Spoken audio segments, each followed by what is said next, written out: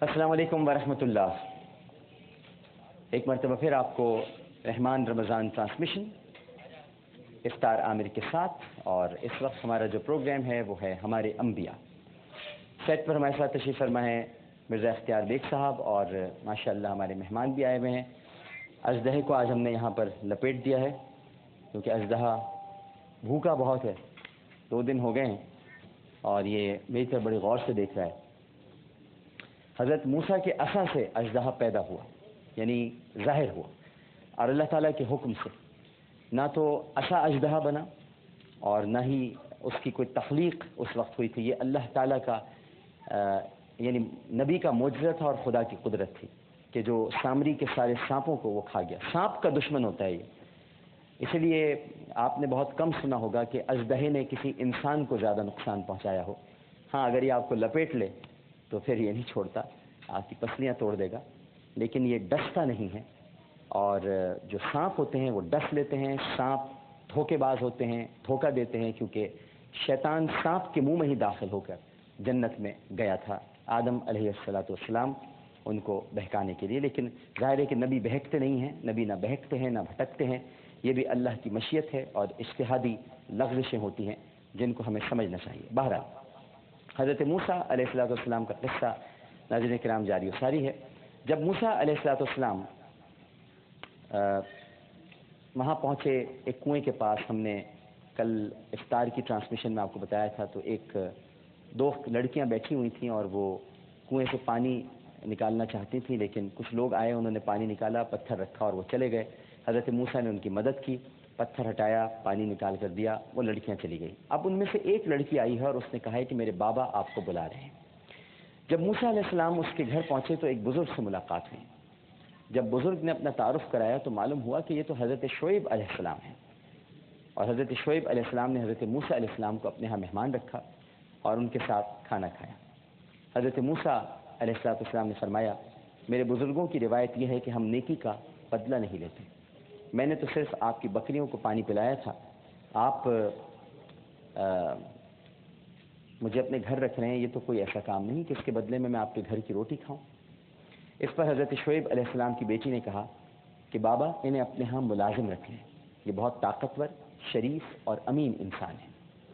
حضرت شعیب علیہ السلام نے فرمایا کہ اس کی طاقت کا اندازہ کنویں سے پتھر ہٹانے سے ہوا؟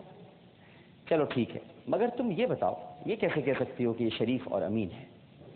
اس پر حضرت شعیب علیہ السلام کی بیٹی، جن کا نام کیا نام تھا بھلا؟ بی بی صفورہ علیہ السلام، انہوں نے عرض کی، میں اس بات کی گواہ ہوں کہ میں اسے اکیلے اپنے گھر لائی ہوں، اس کی حیا اور حجاب کی بھی گواہ ہوں، جبکہ مدائن کے جوان راہ چلتے نامحرم عورتوں سے نظر بازی کرتے ہیں اور ان میں سے کچھ کن اکھیوں سے عورتوں کے جسم کو بھی دیکھتے ہیں، مگر یہ پاک نظر والا نوجوان ان سب سے برتر ہے۔ راستے میں ہوا تیز چل رہی تھی جس کی وجہ سے میرے کپڑے اڑ رہے تھے، اس کی نظریں جب مجھ پر پڑیں تو اس نے اپنی نظریں نیچی کر لی اور مجھے اپنے پیچھے چلنے کے لیے کہا اور مجھے اشارے سے راستہ بتانے کے لیے کہا۔ اس منزل پر میں آپ کو یہ بھی بتانا چاہوں گا ناظرین کرام، نظریں نیچی کر لینا، ہمارے یہاں یہ بہت کہا جاتا ہے کہ خواتین پردے میں رہیں، حجاب کریں، پردے میں رہیں، حجاب کریں، بالکل ٹھیک ہے، یہ قرآن کا حکم ہے، اس میں کوئی مذائقہ نہیں، لیکن یہ صرف خواتین کو ہی کیوں کہتے ہیں؟ سورہ مائدہ میں تو مردوں کو بھی اپنی نگاہ نیچی رکھنے کا حکم دیا گیا ہے، اپنی نگاہوں کو بھی تو سنبھالیے، عورتوں پر تو آپ کا زور چلتا ہے لیکن اپنی نگاہوں کو بھی تو سنبھالیے۔ اب آپ دیکھیے کہ سیدنا موسیٰ علیہ السلام، بی بی صفورہ فرما رہی ہیں کہ ہوا چل رہی تھی، میرے کپڑے اڑ رہے تھے، لیکن انہوں نے نگاہ نیچی کر لی تھی۔ کیا ہم لوگ ایسا کرتے ہیں؟ کیا ہمارے ہاں جو مدائن کے جوانوں کا ذکر بی بی صفورہ کر رہی ہیں، کیا یہ جوان آپ کو طارق روڈ پر دکھائی نہیں دیتے، حیدری پر نظر نہیں آتے، اور بازاروں میں صدر میں آپ کو دکھائی نہیں دیتے، جو چھیڑتے ہیں کنکھیوں سے دیکھتے ہیں؟ لیکن بی بی صفورہ، جن کو تورات میں سیفرا بھی کہا گیا ہے، یہ بتا رہی ہیں کہ کس طرح سے حضرت موسیٰ علیہ السلام نے ان کی مدد کی، لیکن ان کی طرف دیکھا تک نہیں۔ یہ نبی کی شان ہے، وہ تو اپنی جگہ پر، لیکن نبی کی سنت بھی ہے، طریقہ بھی ہے، نبی ہمیں ایک راستہ بھی بتا رہا ہے کہ کس طرح سے اپنے آپ پر قابو پایا جاتا ہے۔ اور وہ نبی جس نے اپنی زندگی کے 40 برس فرعون کے دربار میں گزار دی، اس کی عظمت اور اس کی حیا کا یہ عالم ہے کہ اس کی نگاہ نیچی. اس لیے بی بی صفورہ نے فرمایا اسی وجہ سے میں اسے شریف اور امین انسان کہتی ہوں. حضرت شعیب علیہ السلام یہ سن کر فوراً رضامند ہو گئے اور پھر حضرت موسیٰ علیہ السلام سے ان کے خاندان کے بارے میں پوچھنے لگے اور اس شہر میں آنے کی وجہ پوچھی. حضرت شعیب علیہ السلام نے یہ سب کچھ غور سے سنا اور کہنے لگے کہ تم پر سلامتی ہو، اب تم ان ظالموں سے بہت دور ہو اور میری دھندلی آنکھوں کے نور ہو. حضرت شعیب ناظرین کرام نابینا تھے، ان کو کم دکھائی دیتا تھا، اس لیے انہوں نے فرمایا میری دھندلی آنکھوں کے نور ہو. حضرت موسیٰ کے قصے میں ایک تو سب سے بڑی اہم بات ہے، میں یہ بھی آپ کو بتا دوں، 4 نبی آپ کو نظر آئیں گے بیک وقت.